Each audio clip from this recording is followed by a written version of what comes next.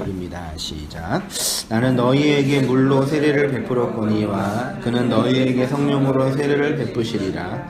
그때 예수께서 갈릴리 나사렛으로부터 와서 요단강에서 요한에게 세례를 받으시고 무릎에서 올라오실새 하늘이 갈라짐과 성령이 비둘기같이 자기에게 내려오심을 보시더니 하늘로부터 소리가 나기를 너는 내 사랑하는 아들이라 내가 너를 기뻐하노라 하시니라. 아멘. 마가복음 세 번째 시간으로요.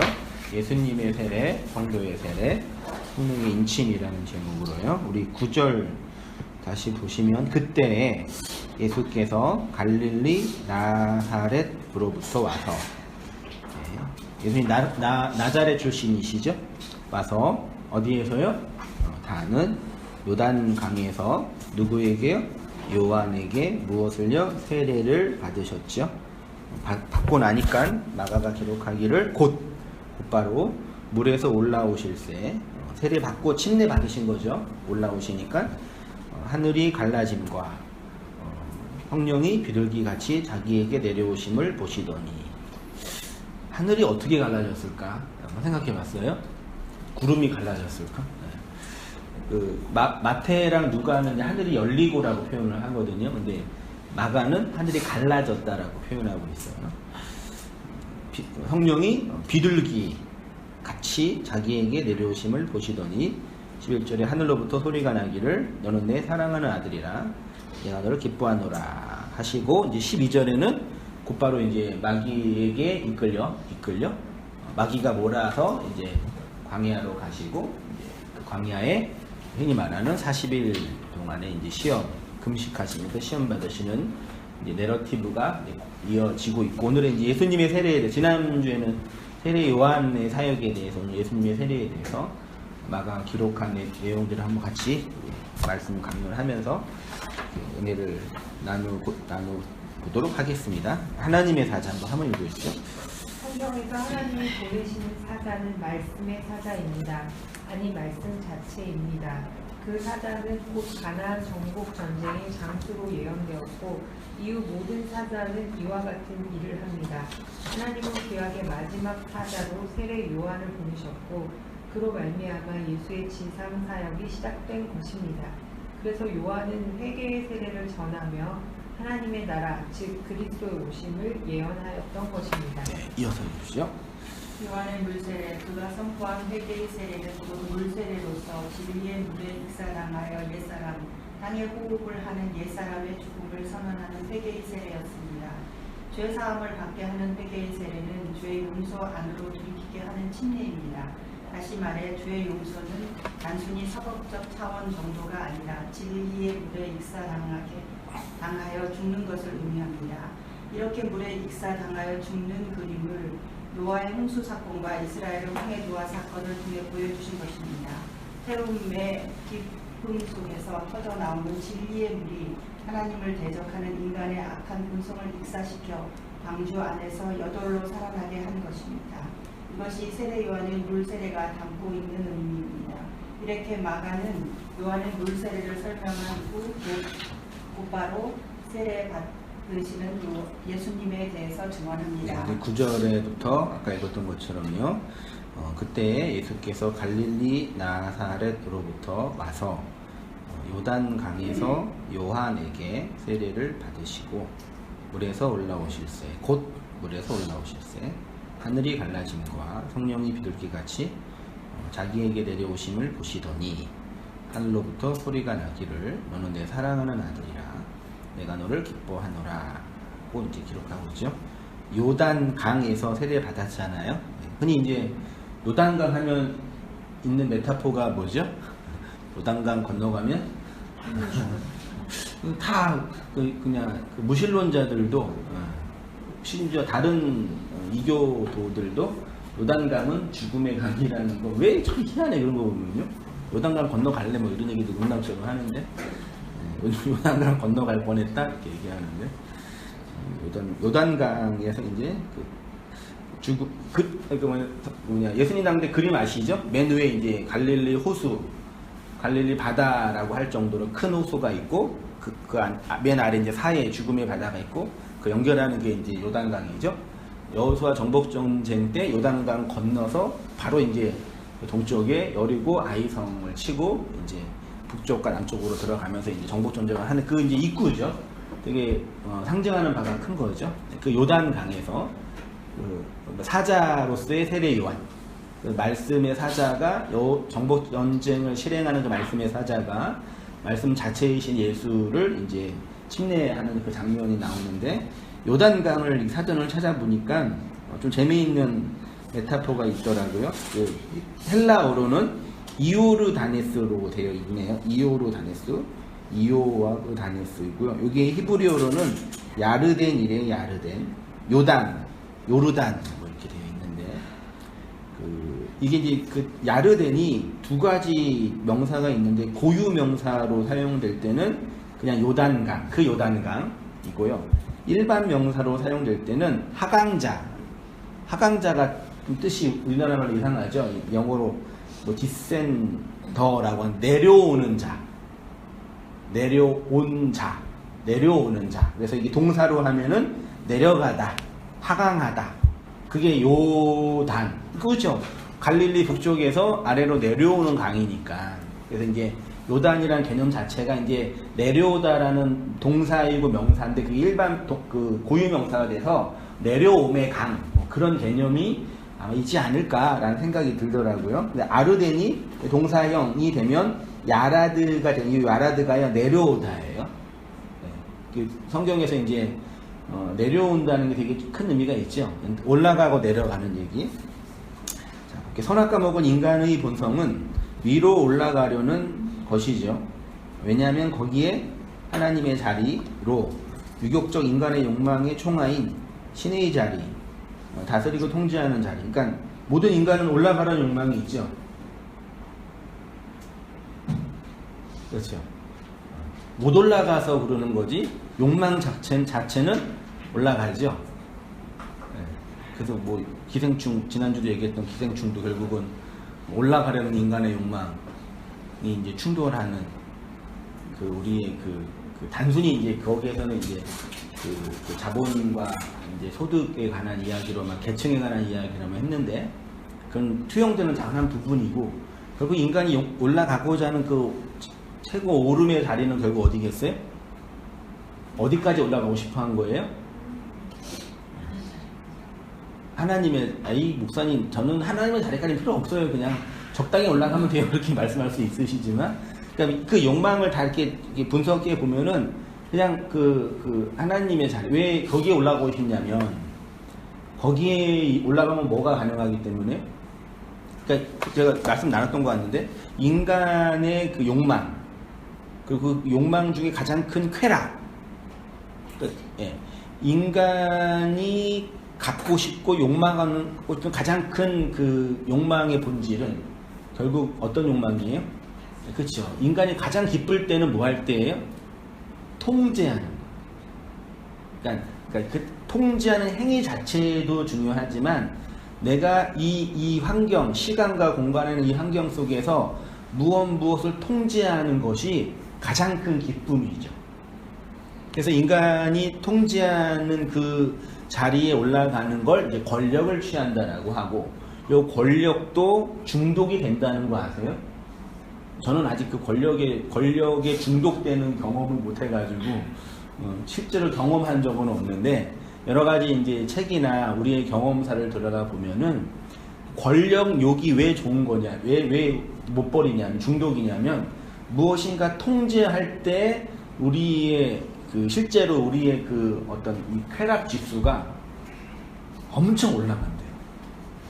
그렇죠? 그러니까 행복하려면 뭐 하면 돼요? 감각적으로 행복하려면 통제하고 지배하면 돼요. 근데 이제 불행한 거는 그 통제와 지배 안에서 내가 나 스스로 어떻게 하지 못할 때, 그때 이제 되게 힘들죠. 우울증 걸리잖아요. 우울증 왜 걸려요?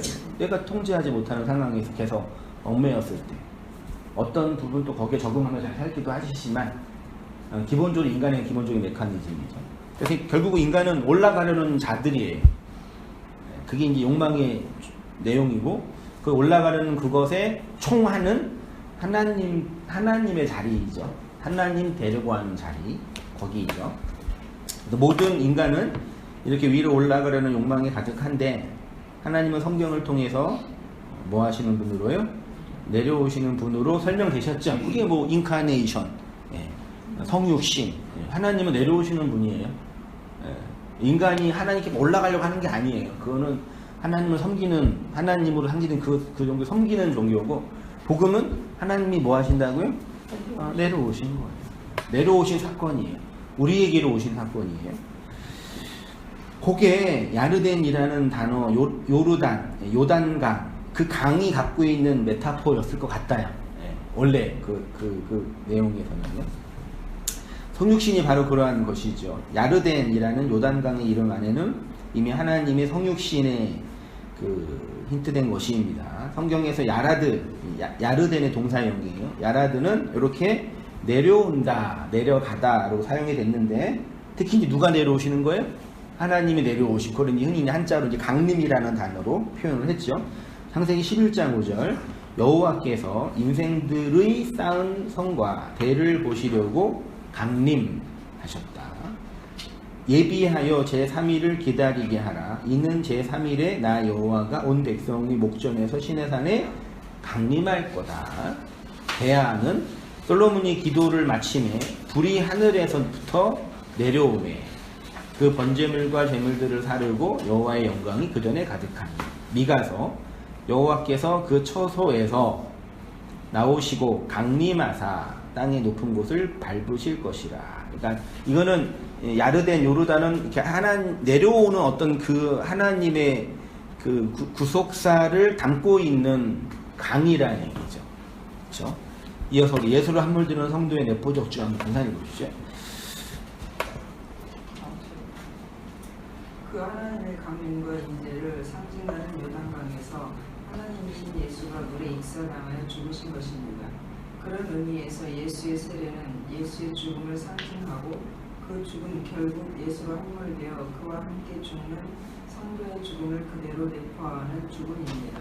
특히 내포적 죽음이라고 하는 이 죽음은 하나님의 선택된 백성들이 이 역사 안에서 예수 안에서 함께 죽음으로 구원의 여정이 시작되는 것입니다. 이 죽음의 결과를 흔히 회개라고 합니다. 그래서 세례 요한은 세례를 회개의 세례라고 하고 그 상징으로 물에 익사당하는 침례를 행한 것입니다. 거기에서 예수가 이제 예수 세례 받았다는 얘기는, 세례는 물에서 죽는 사건이라고 눈이 말씀드렸죠. 그 예수의 죽음은 예수의 독립적이고 개인적이고 사적인 죽음이 아니죠. 예수의 세례는 예수의 개인적이고 독립적이고 사적인 세례가 아니죠. 그거는 무슨 죽음, 누구의 죽음, 누군가의 죽음을 담고 있는 죽음이죠. 요거를 이제 신학적으로 이제 그 김현 박사님이 표현했던 건데, 내포적 대신 혹은 내포적 죽음이라고 이제 표현을 하더라고요. 예수의 그 죽음은 무엇인가 내포한다, 그렇게 이제 표현을 해요. 신약 성경이 말하는 복음을 한 문장으로 정리를 하자면, 예수가 우리를 위하여 죽으셨고 뭐 하셨다고요? 부활하셨다. 요거죠. 요것뿐이 없죠. 신약 성경의 복음의 캐리그만은요. 우리를 위해 안에 우리 대신에 우리를 대표해서 우리로의 죽음을 의미하는 것이 내포되어 있다라는 얘기입니다. 그래서 예수의 죽음과 우리의 존재를 분리할 수가 없는 거죠. 예수의 죽음은 대신적 죽음일 뿐만 아니라 내포적 죽음입니다. 예수님의 죽음 안에는 우리의 죽음이 내포되어 있다라는 것입니다. 죄 없으신 예수님이 우리 대신 우리 처지에서 죽으셨고 우리를 위한 대표적 죽음이기에 예수의 죽음은 이미 그 안에 누구의 죽음이요? 우리의 나의 죽음, 교회의 죽음이 포함되어 있다라는 측면에서 내포적 죽음이다라고 하는 거예요. 사람들이 이 예수의 죽음을 단순히 나를 위한 희생 정도로만 머물러 있는 이유가 그 죽음 안에 자신의 죽음이 이미 내포되어 있다는 것을 모르기 때문이지요. 그러나 믿음이 주어진 자들은 예수의 죽음이 자신을 위한 죽음일 뿐만 아니라 그 죽음 안에 자신의 죽음이 내포한다는 것을 알게 되죠. 바울은 이렇게 예수님의 십자가의 죽음에 하나 된 자를 믿음으로 그리스도와 함께 또한 그리스도 안에서 죽고 부활된 자라고 선언하고 있죠. 로마서 6장 3절 이하 좀 길지만요. 같이 읽어보겠습니다. 시작. 무릇 그리스도 예수와 합하여 세례를 받은 우리는 그의 죽으심과 합하여 세례를 받으신 줄 알지 못하느냐. 그러므로 우리가 그의 죽음과 합하여 세례를 받음으로 그와 함께 장사되었나니 이는 아버지의 영광으로 말미암아 그리스도를 죽은 자 가운데서 살리심과 같이 우리로 또한 새 생명 가운데서 행하게 하려 함이라. 만일 우리가 그의 죽으심과 같이 모양으로 연합한 자가 되었으면 또한 그의 부활과 같은 모양으로 연합한 자가 되리라. 우리가 알거니와 우리의 옛사람이 예수와 함께 십자가에 못 박힌 것은 죄의 몸이 죽어 다시는 우리가 죄에게 종노릇하지 아니하려 함이니 이는 죽은 자가 죄에서 벗어나 의롭다함을 얻었습니다. 만일 우리가 그리스도와 함께 죽었으면 또한 그와 함께 살 줄을 믿노니 이는 그리스도께서 죽은 자 가운데서 살아나셨음에 다시 죽지 아니하시고 사망이 다시 그를 주장하지 못할 줄을 알미로다. 6장 3절 다시 보시면요. 그리스도 예수와 합하여 세례를 받은지요. 요 합하여가 헬라어로 보니까 뭘로 되어 있다고요? 에이스라는 전치사로 되어 있어요. 에이스는 합하여가 부사인가요? 가 아니라 전치사예요. 그러니까 그리스도 예수에게로, 그렇죠. 근데 그거를 이제 의역해서 연합이라는 개념으로 번역을 한 거죠. 근데 더 정확한 게 하면은 그리스도 예수에게로 세례를 받은, 밥티조, 세례를 받게 된 우리는, 그렇죠? 그리스도 예수에게로 세례를 받은 우리는 그의 죽으심, 요게 이제 다나토스예요. 예수의 세례를 다나토스라고 표현하고 있는 거예요, 이미요. 바울은요. 예수의 그 세례는 다나토스적 개념이 있는 거죠. 죽으심과 합하여, 이것도 그의 죽으심으로, 그러니까 예수 그리스도에게로, 그리스도의 죽으심에로 함께 죽는, 그걸 세례라고 표현하는 거죠. 받은 줄을 알지 못하느냐. 4절에 그러므로 우리가 그의 죽으심과 합하여 있죠. 합하여가 많이 있네요. 그러니까요. 합하여 다 에이스예요. 세례를 받음으로 그와 함께 장사. 요 장사는 뭐냐면 그 쉰답토라는 단어로 되어 있다고 그러는데요. 여기 함께 묻히다 뭐 그 뜻이래요. 그렇죠. 그러니까 세례, 죽음, 장사. 그다음에 뭐가 있겠어요? 부활이 있겠죠. 요걸 다 세례로 표현하고 있죠. 근데 그걸 에이스로 표현해요. 근데 그걸 함께 세례 받는 거, 함께 죽는 거. 그다음에 그러면 함께 죽었으니까 함께 뭐 하는 거? 함께 살아나는 거. 그렇게 이제 그 그리스도의 그 세례는, 그리스도의 그 죽음은 우리의 세례와 우리의 죽음을 이미 담고 있다라는 의미인 거죠. 그렇게 얘기하고 이후에 이는 아버지의 영광으로 말미암아 그리스도를 죽은 자 가운데서 살리신과 같이 우리로 또한 새 생명 가운데서 뭐하게요? 행하게 있죠. 또 행하다가 페리파테오라는 단어인데 여기 걸어가다예요. 함께 죽고 함께 살아나서 함께 걸어간다. 그 개념이죠. 이거를 구약 성경에서 가장 그림처럼 설명한 그 이야기가 뭐였어요? 하나님과 함께 걸어간 자, 동행이라고 번역한 그 누구지? 에녹, 그 다음에 노아.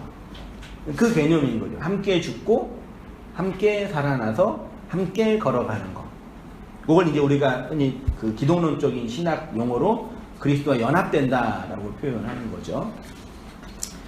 자, 나머지는 볼게요. 하나님의 회개와 성도의 믿음. 이어서 한번 권사님 보십시오. 이런 믿음의 전제를 회개라고 합니다. 그러니까 성경에서 회개한다는 개념은 본질적으로 인간이 자신의 행위에 대한 윤리적 도덕적 이유심이 아니라 아래 세상에서 내려오시는 하나님의 강림으로 그리스도의 죽으심과 부활하심이 나를 위한 나에게로 임한 사건임을 알게 된 자의 반응이라는 것입니다. 그래서 엄밀하게 말하면 인간이 회개를 하는 것이 아니라 하나님이 회개하여 아래 세상에 있는 인생들과 함께 죽는 것이 그 회개의 본질인 것입니다. 창세기 6장에 보면 홍수가 일어난 이유를 이렇게 말합니다. 네, 여호와께서 사람의 죄악이 세상에 가득함과 그의 마음으로 생각하는 모든 계획이 항상 악할 뿐임을 보시고 땅 위에 사람 지으셨음을 뭐 하셨대요? 한탄이죠. 많이 했었죠. 한탄이 히브리어로 뭐라고요? 나함이라는 단어인데 이 단어가 기본적으로 돌이키다, 후회하다, 위로하다 이런 뜻이래요. 하나님이 후회하셨다라는 것은 돌이키셨다라는 의미죠. 뭘 후회하셨다는 얘기예요? 사람 지으셨음을 후회했다. 그런 개념으로 이해하잖아요. 근데 보세요. 인간들의 죄를 예상하지 못하여 놀라셨다가 아니라 모든 것을 당신의 계획 안에 두시고 그 계획 안에서 움직이게 하셨다라는 측면입니다. 그래서 하나님이 홍수로 강림하여 아래의 세상에 땅의 호흡을 하는 자들을 익사시켜 죽이셔서 그들을 방주 안으로 들어가게 하심으로 구원을 펼치신 거죠. 그러니까 방주 사건의 전제는 흔히 우리가 말하는 것처럼 인간이 어려서부터 생각하는 모든 계획이 항상 악하고 하는 짓거리가 하나님 보시기에 화가 나서 홍수 심판을 내린 게 아니죠. 그쵸? 맞나요? 이거 말도 안 되죠. 코로나가 하나님의 진노의 사건이라고. 난 황당해가지고. 그러니까 나는 이런 사건을 보면요. 아까 우리 말씀 나눴지만요.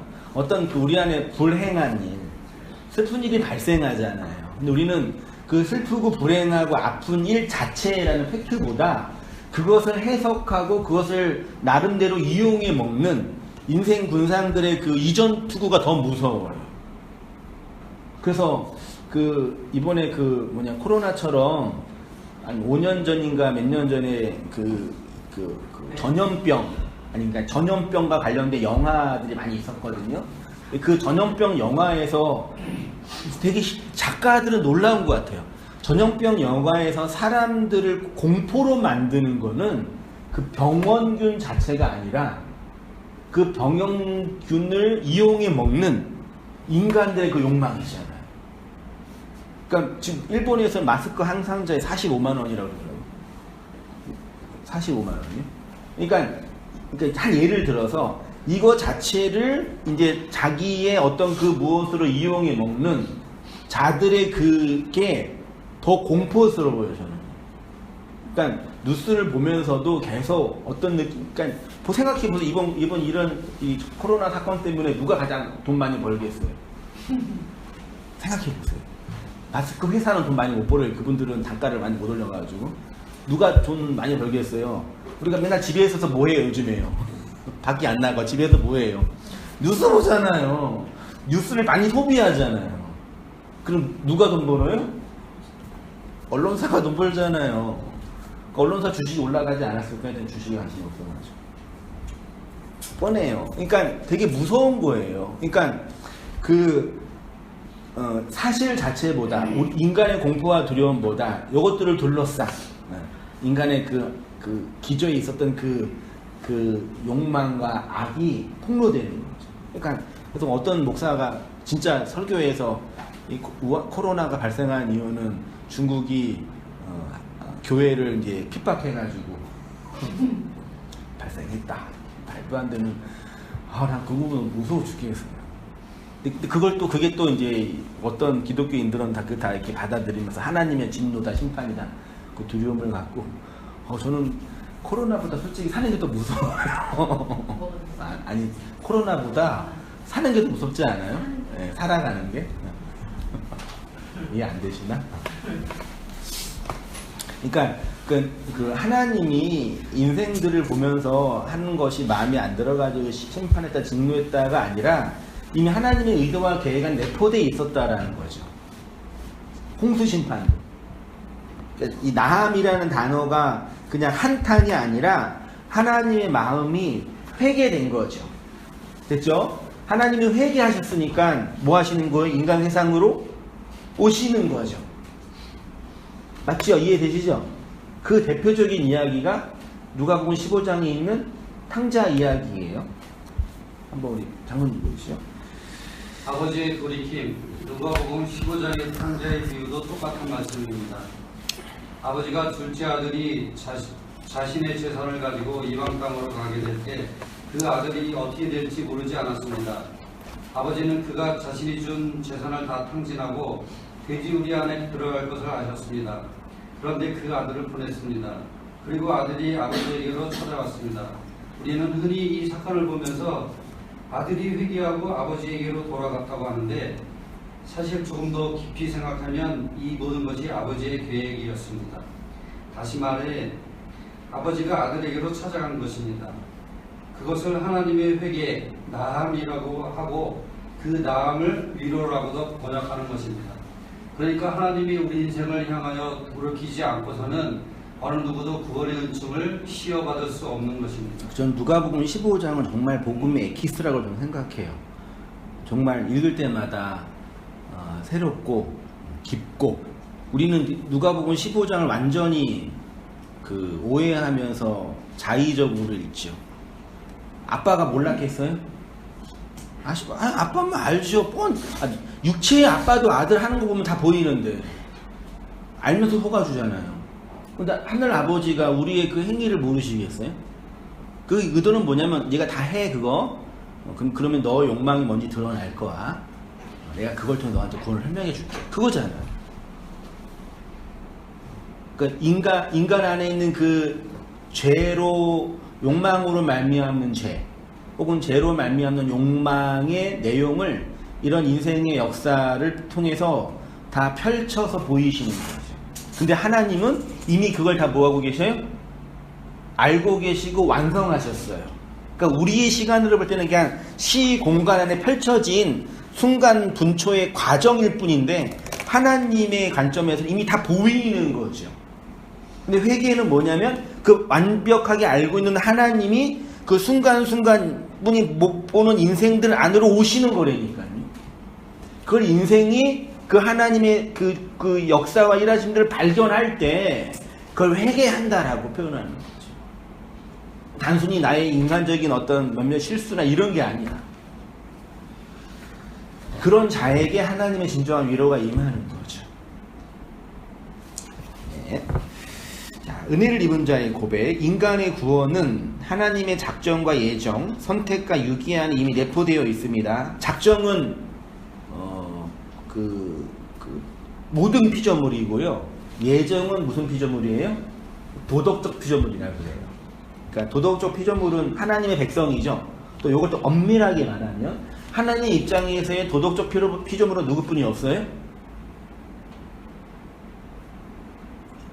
좀 엄밀하게 말하면, 좀 과하게 말하면 하나님 입장에서 눈에 보이는 자는 누구뿐이 없어요? 성도뿐이 없어요. 하나님의 백성뿐이 없죠. 나머지는 하나님 눈에는 보여요? 안 보여요? 안 보이죠. 그런 의미에서는 도덕적 피조물이 아니라고도 심하게 말할 수도 있겠죠. 심하게 말하면요. 선택과 유기 안에 내포되어 있습니다. 그 결정권이 인간에게 있는 것이 아니라 하나님에게 있고, 그래서 이 복음의 비밀을 깨달은 구약의 성도들은 하나님 내가 돌이키겠습니다가 아니라 뭐라고 기도해요? 하나님이 돌이키세요. 제 버전으로 하면요. 하나님이 돌이키셔야지 우리가 구원받아요. 하나님이 비를 내리셔야지 우리가 살 수 있어요. 하나님이 하늘을 여셔야지만 우리가 가능해요. 이런 탄원이 선지자들, 시인들의 고백인 거죠. 노아는 여호와께 은혜를 입었다 그랬잖아요. 요 입었다도 똥텐데 원문으로 보면은 노아는 여호와의 눈에 들어왔다. 하나님 눈에 보였다. 이게 밝혀진 거죠. 그러니까 노아가 방주를 잘 만들어서 하나님 나 잘했어요가 아니라 하나님 눈에 보여진 거죠. 출애굽기 33장 19절 여호와께서 이르시되 내가 내 모든 선한 것을 내 앞에 지나가게 하고 여호와의 이름을 내 앞에 선포하리라. 나는 은혜 베풀 자에게 은혜를 베풀고 긍휼히 여길 자에게 긍휼을 베풀. 이게 그 이스라엘 백성이 그 송아지 우상 만들고 섬기다가 하나님이 진노하셔서 다 쓸어버린 그 이야기잖아요. 그때 모세가 중보기도 하면서 죽이시면 안 돼요. 살려주세요. 나를 차라리 죽이서 하다가 그 기도 속에서 하나님이 당리 사실을 보여준 것이요. 내 의의 하나님이여 내가 부를 때 응답하소서. 곤란 중에 나를 너그럽게 하셨사오니 내게 은혜를 베푸사 나의 기도를 들으소서. 내가 전심으로 주께 간구하였으니 주의 말씀을 내게 은혜를 베푸소서. 마가복음 이렇게 이제 성도들은 당신의 은혜 베푸심. 그래서 우리의 경험으로는요, 제 경험으로는 성도가 은혜를 받거나 하나님의 나함을 경험할 때 자각하는 것 중에 하나가 뭐냐면, 하나님이 어떤 자에게는 가리시구나. 그러니까 너가 기도 열심히 하고 너가 말씀 잘 들으면 하나님 믿을 수 있어, 이렇게 말을 해요, 못해요? 할 수는 있죠. 근데 그걸로는 안 된다는 게 내 안에서 인식이 돼요. 그러니까 지금 너무 죄만은 아닌 것 같다. 이게 하나님이 하늘을 열고 은혜를 베푸셔야지만 되는 영역이라는 게 직감이 되잖아요. 그러니까 이거는 인간이 뭐 노력하고 애쓰는 차원이 아니라, 그러니까 당신의 그 주권을 열어주지 않으면 어느 누구도, 나조차도 그 은혜로부터 소외될 수밖에 없는 비참한 존재라는 게 자각되지요. 저는 그랬어요. 그렇지 않나요? 그러시죠? 네. 그렇죠. 나만 그런 거 아니죠.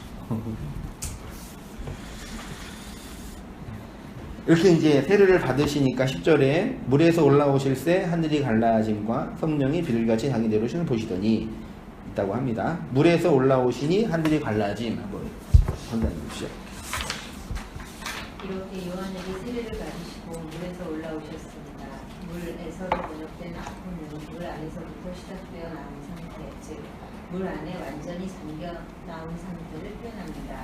그리고 올라오실 새는 아나바이오라는 단어로 올라가다, 오르다라는 뜻입니다. 구약에서는 올라가는 것은 매우 종교적인 의미가 내포되어 있어서 하나님의 산, 성소, 예루살렘에 올라가는 것, 특히 창세기 28장 12절에서는 사닥다리가 오르는 것을 나타낼 때 사용되었습니다. 그 사닥다리, 야곱의 환상에 사닥다리가 천사가 내리라 오르락 하죠. 올라갔다가 내려왔다가 요거요. 여기 하늘과 연결되는 거죠. 되게 재미있지 않아요? 요르단, 야르덴이라는 내려가는 곳에서 예수가 죽고 하나님이 내려오셔서 거기서 죽고 세례로 죽고 다시 이제 뭐 하시는 거예요? 아나바이 올라가는 거죠. 올라왔어요. 그 다음 보시죠. 죽음 부활 승천, 이렇게 불에서 올라온다는 것은 곧 죽음에서 부활하는 것을 상징하는 표현입니다. 그래서 올라가다를 의미하는 아나바이노 안에는 무덤에서 나오는 것으로서 부활, 땅에서 하늘로 올라가는 것으로 승천을 예포하고 있습니다. 이렇게 예수님의 세례 안에는 모든 구속사가 함축되어 있습니다. 율법 안으로 내려오심, 율법 아래에서 죽으심, 그리고 죽으신 율법에서 부활하심, 하늘로 올라가심으로서 승천, 영으로 다시 오시는 강림까지 하나님의 구속사가 담겨져 있습니다. 그래서 다음 구절이 하늘이 갈라지고 성령이 임하고 하나님의 말씀으로 소리가 난다고 하는 것입니다. 네, 예수님이 세례를 받고 물에서 올라오시자 세 가지 일이 나타났는데, 첫째는 하늘이 갈라지고 성령이 비둘기 같이 내려오고, 그 다음에 하늘에 소리가 있었죠. 그 소리는 내가 너를 기뻐하고 내가 너를 한다라고 표현하는 거죠. 하늘이 갈라지고, 요게 언어로 보니까 스키조 호 우라노스, 그러니까 그 하늘들이 스키조, 찢어졌다, 갈라졌다. 마태와 누가는 예수님이 세례를 받을 때 하늘이 갈라진다고 하지 않고 열린다라고 표현을 해요. 예, 아노이고이죠. 하늘이 열린다, 마음이 열린다, 하늘문이 열려서 뭘 쏟아붓는다라고 할 때, 그때 이제 아노이고라는 단어를 사용했는데, 유독 그 마감한 스키조라는 단어를 사용했는데 이 스키조가 주로 신약 성경에 어디에서 사용이 됐냐면 휘장이 찢어질 때 있죠. 네, 그러니까 휘장은 열리는 게 아니죠. 물론 찢어질 때 열리는 거지만, 그러니까 열리는 거는 그냥 이렇게 문이 열리는 개념인데 휘장이 찢어지는 거는 그 휘장이 찢어지는 걸 히브리서 바울은 뭐라고 설명해요? 예수의 육체의 죽음이라고 설명하잖아요. 그 개념으로 이제 메타포에서 사용하고 있는 거죠. 그 예수님의 세례, 즉 그의 죽음은 휘장의 찢어짐으로 은혜의 보좌인 지성소 안으로 들어갈 수 있게 된 것처럼 땅에 있는 인생들이 하늘이 될 수 있게 된다는 것을 보여주는 것이죠. 요 일이 그 인생들의 노력과 행위로 가능한 것이 아니라 하나님의 내려오심과 내려오신 하나님이 뭐 하셨어요? 올라가기 전에 죽으신 거죠. 누구와 함께? 그의 백성과 함께 내포적으로 나와 함께 나를 끌어당겨서 나를 잡아당겨서 죽고 다시 하늘로 올라가신 거죠. 그 개념으로. 왜냐하면 인간 안에 있는 모든 행위는 궁극적으로 위로 올라가려는 욕망의 투영일 뿐이기 때문입니다. 그러니까 인간은 하나님께 올라갈 수 있는 자가 아니죠. 그래서 내려오신 거죠. 하늘이 찢어져 생명이 남는 것이요. 스키조는 이렇게 하나님이 인생 안으로 내려오심을 표현하는 것으로 곧 하나님의 죽음이 그 안에 내포되어 있습니다. 스키조가 히브리어로 가면 바카라는 존재아인데 쪼개다, 뚫다, 부수다가 기본적인 뜻이고 여기서 파생되어 갈라지거나 터져 열리다, 부수고 찢어져서 해치고 나가다 등의 뜻으로 사용되었습니다. 특히 홍수 때, 기쁨의 태움, 샘들이 터질 박하 때, 아브라함이 이삭을 바치기 위하여 나무를 쪼갤 때, 모세가 홍해를 가를 때 모두 박하가 사용되었습니다. 네, 그 노아 홍수의 사건을 기쁨의 샘이 터졌다 그랬죠. 샘이 터졌다. 이 박하거든요. 박하가 스키조예요. 70인 여건으로 연결하면은요. 그러니까 샘들이 찢어졌다라는 얘기죠. 그걸 의도적으로 노아의 홍수와 같은 메타포인 예수님의 세례에서 그대로 사용되어진 거죠. 마가가 알고 그랬는지 아니면 성령이 이렇게 사용하라고 하셨는지는 모르겠는데 특히 그다음 창세기 22장 3절로는 그 이삭을 데리고 가기 전에 번제에 쓸 나무를 쪼갰다 그랬죠. 쪼갰다. 이게 박하예요. 그 다음에 출애굽기 14장 16절은 지팡이를 들고 손을 바다 위에 내밀어 그것으로 갈라지게 하다가 박하예요. 요거는 홍해가 갈라지는 거 있죠. 홍해가 찢어지다. 휘장이 찢어지다. 그런 하늘이 찢어지다. 그런 개념이에요. 그러니까 예수가 땅에서 세례를 받고 익사당하여 죽었다라는 것의 내용으로 하늘이 찢어진 거죠. 땅에서는 예수가 죽는 거고, 이거 결국은 십자가로 연결되는 건데, 예수가 죽는 거고, 그거를 보여주는 그림으로 하늘이 갈라지는 거죠. 하늘이 찢어지는 거죠. 그럼 하늘이 갈라지고 하늘이 찢어지는 건 하나님의 죽음은 결국 뭐의 증언이에요? 뭐의 나타난이에요? 하나님의 영, 성령이라고 번역된 그 영의 오심인 거죠. 그러니까 하나님의 내려오심, 육체로 내려오심이 아니라 영의 내려오심이죠.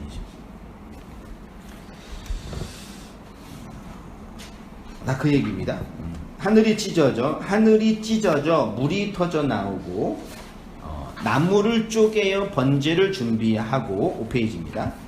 홍해의 물을 찢어 마른 땅이 되게 한 사건은 궁극적으로 예수의 육체가 찢어져 그 안에서 생명이 흘러나오는 구원의 은총을 예표하는 것입니다. 그리고 이것을 복음서는 예수의 세례로 설명합니다. 그러니까 교회가 그리스도의 복음을 전할 때 뭘 베푸라 그래요? 세례를 베푼다는 얘기는 그냥 물리적으로 물에 빠뜨린다라는 얘기가 아니라 지금 제가 설명하고 나타내 보이는 이 복음을 전하고 증거하고 가르쳐서 세례받게 하라라는 걸 내포하는 거지. 그냥 물리적인 물에 빠뜨리고 그것으로 형식적인 외식은 나쁘냐 의도적인 그 행위 자체가 중요한 게 아니라는 걸 이미 의도한 거죠. 그러니까 물리적인 세례 베푸는 게 중요하지만 그것으로 보이는 말씀이지만 그것으로 정말 진짜 세례 성경에서 이 물에 빠져 익사당하여 죽는 거 땅 아래 세상으로 우리 율법적 자아가 죽어서 성령으로 살아나는 그 사실을 설명하고 가르치라. 그래서 예수님의 그 흔히 말하는 지상명령 그레이트 커미션도 내가 너희와 함께 하겠다 뭐 가르쳐서 분발하고 아버지 아들과 성령의 이름으로 세례를 베풀라라고 하는 의도가 내용이 이 말씀을 증언하라는 명령이신 거죠. 그러니까 예수님 하나님의 명령의 내용이 뭔지 모르니까 이게 하라는 그 내용이 뭔지를 모르니까 뭘 할 수가 없는 거죠. 다 그 자신들의 욕망과 기계적인 차원에서 물리적인 차원에서 할 수 있는 그것으로 했다라고 하면서 그러면서 교회 역사를 보면 아주 우스워 죽겠어요. 물을 빠뜨려야 되냐 빠뜨리면 안 되냐. 왜 장로교는 물에 안 빠뜨리는지 아세요? 현실적으로 물을 만들기 힘들게 결과가 아니라요. 그것도 있지만 칼빈이 침례가 아니라 요거다 세례다 이렇게 해서 교리를 만들었기 때문에 나중에 그래서 침례교가 나와가지고 너는 물에 빠뜨렸네 안 빠뜨렸네 너는 나쁜 교네 너는 진짜가 아니네 그래서 싸우고 심지어 죽이기까지 했다니까요. 그런 말도 안 되는 일이 교회 역사 속에 교회라는 이름으로 신학이라는 이름 하나님 믿는다는 이름으로 벌어진 거예요. 서구 역사. 우리가 이렇게 막 인공지능이 있고 막 이렇게 급속도로 발전된 사회이지만 불과 100년 200년 전만 해도 완전히 이거는 진짜 원시시대였어요. 사상적으로. 그만큼 인간이 하나님을 믿는 게 아니라 자신들이 갖고 있는 그 편협한 관습과 이 자기들의 편리한 요걸 믿고 사는 거예요.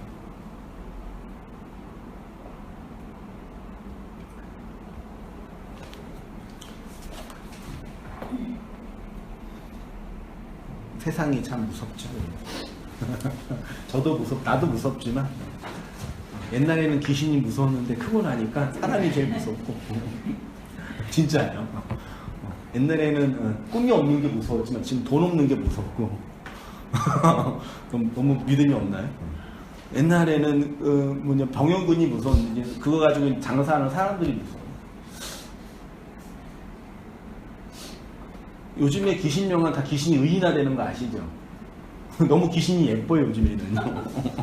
너무 예쁘고 너무 잘생겼어 귀신들. 제일 무섭더라고요 이 세상에.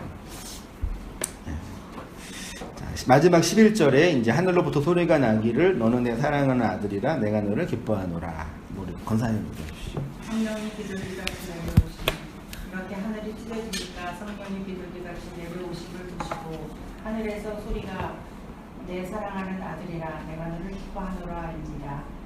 비둘기가 히브리어로 요나입니다. 선지자 요나와 같은 단어입니다. 요나는 물과 관련되어 있습니다. 홍수로 온 세상에 물이 가득할 때 노아가 땅에 물이 감한 여부를 확인하기 위해서 비둘기를 하늘로 보냅니다. 총 3번을 보냈는데 그 첫 번째는 땅이 없어서 그냥 방주로 돌아오고 두 번째 보낼 때는 감람나무 잎을 가지고 오고 세 번째 보낼 때는 다시 돌아오지 않게 됩니다. 선지자 요나도 물에 빠져 물고기 뱃속에서 3일 있다가 땅으로 나와 복음을 전합니다. 그러니까 하나님의 영은 예수님이 3일 동안 땅 아래 장사되어 부활하심으로 임하시는 생명과 구원의 영입니다.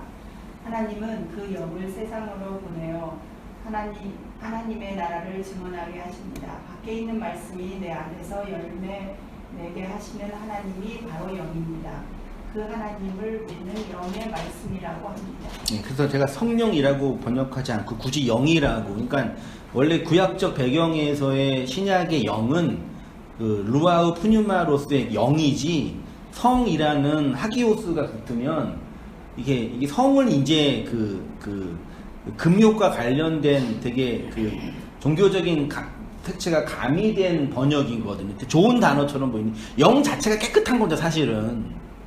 그 개념 안에는. 근데 거기다 성을 또 붙여버리니까 되게 이게 이상야릇한 뉘앙스가 된 거예요. 되게 좋은 느낌인데 되게 정말 그러니까 영 자체가 하나님이라는 개념이 없어져 버린 거예요, 지금요.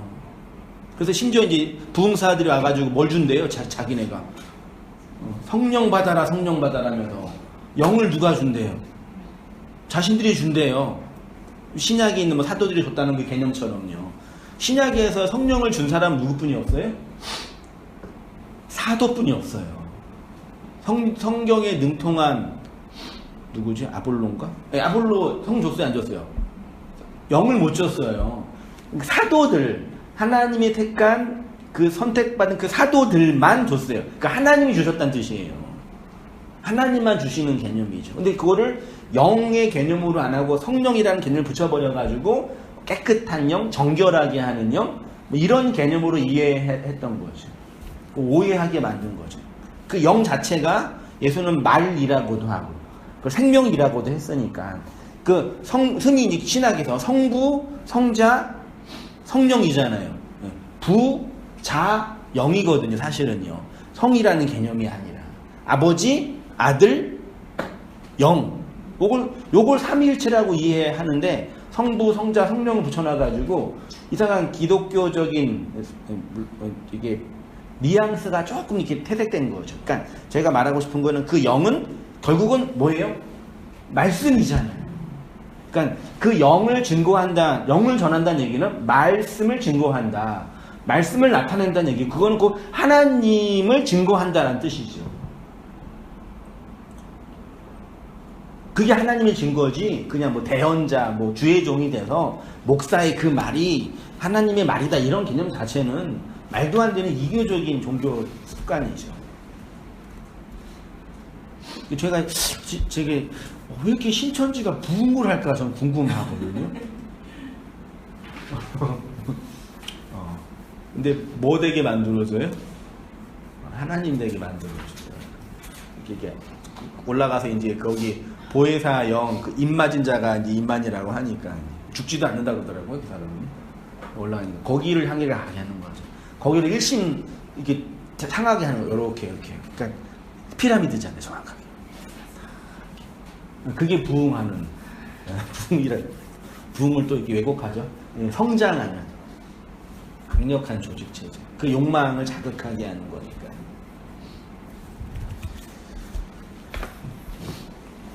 교회가 받을 하나님의 영, 한번 권사님 보시죠. 권사님.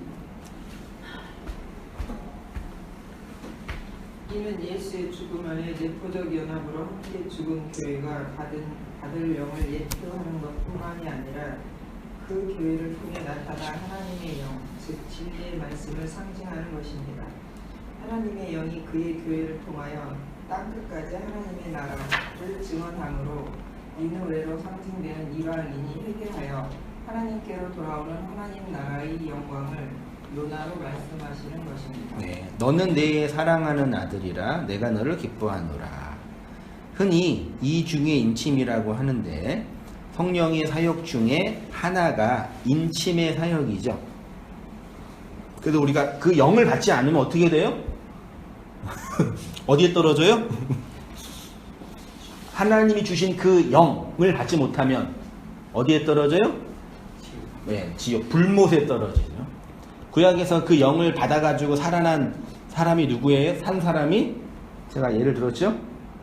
안 들었나? 없네. 왜 없지?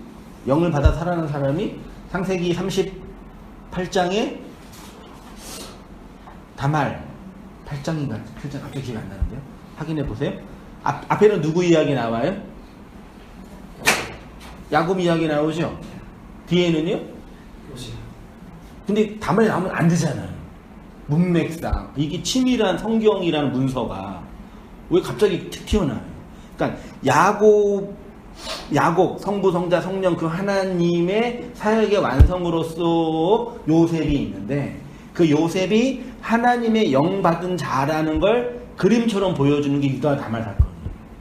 유다 다말 다 아시잖아요? 사건해가지고 유다가 이제 증표물로 염소 새끼 염소인가 새끼 준다 그러니까 그런 거 필요 없고 나는 그거 따위 필요 없고 도장끈 지팡이 요거 내라라 하잖아요. 인이에요. 인. 도장 인칭. 그러니까 의도적으로 다말을 통해서 교회는 성부, 성자, 아버지, 아들 그분의 영을 받은 자이고 그것에 대한 결과물로 요셉 이 양식을 관장한 자가 됐잖아요. 애굽이 기근으로 가득할 때 그 양식을 나누어 주는 그래서 온 땅의 풍요 하나님의 백성들 살려내는 70을 살려내는 그 그림을 설명하잖아요. 그러니까 사실 똑같은 거죠. 노아의 방주 사건과 똑같은 그림입니다. 사실은. 근데 여기 내가 너를 사랑한다, 내가 너를 기뻐한다는 얘기는 여기 하나님이 그 인쳐준 거예요. 그 헬라어로는 히브리어는 호탐이라고도 하고요. 헬라어로는 스푸라기스라고도 하는데 인치시고 보증하고 완성하는 거.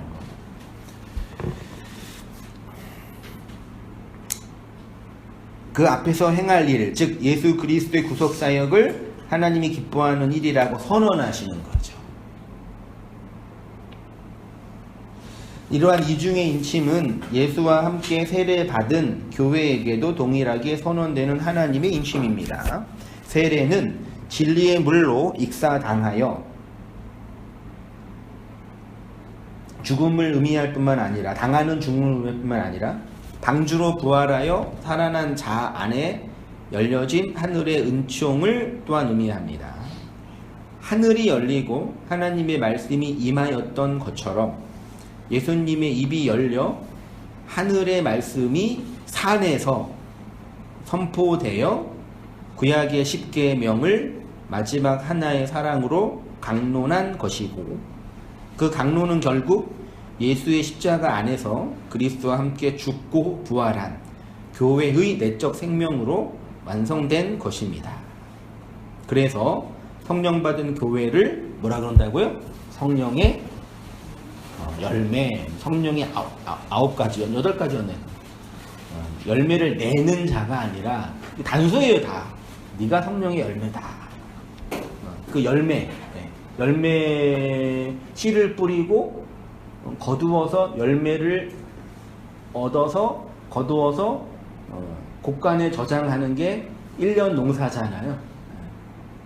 그래서 결국 우리를 하나님의 열매로 거두어 드린다. 그걸 이제 한 텀으로 보여주신 거죠. 한 그 세기로, 역사로. 그 양식이 이제 필요한 가난한 자들, 푸터코스한 자들에게 그 영으로 증거하고 나타내 보이는 거죠. 그래서 하나님의 백성 교회를 이제 또 뭐라 그래요? 이 세상에 흩어진 뭐라 그래요? 영이라고 하는 거죠. 이 사도행전을 쭉 보세요. 다 열매 맺은 자, 하나님의 열매로 거두어진 자들이 그 영으로 열매들로 이렇게 증거되어 땅 끝까지 온 세상으로 나타내 보인다라고 표현하는 거죠. 네, 나누어지게 되는 것입니다. 이 복음의 은혜로 살아가는 우리의 삶이 되기를 주님의 이름으로 축원드립니다. 기도하겠습니다. 하나님 아버지, 요단 강에서 하나님의 내려오심을 설명하고 상징하는 그 요단에서 하나님이신 예수가 세례로 죽으시고 하늘이 열리고 하나님의 영을 보내어 우리를 그 안에서 죽고 살아난 자로 교회로 세우신 이 놀랍고 영광스러운 복음의 사건을 세례됨의 은총을 증거하고 나누고 배웠습니다. 우리가 어떻게 예수 그리스도 안에서 죽고 그의 죽음으로 말미암아 살아나서 하나님의 영을 받은 자로 생명된 자로 하나된 자로 살아났는지를 깨닫게 하여 주시고 이 은혜의 풍성함, 그 높이와 깊이의 어떠함을 더 깊이 깨달아서 하나님의 온전하심으로 더 깊어지는 저희의 모든 삶들 다 되어지도록 아버지 인도해 주시고 은혜 내려 주시옵소서.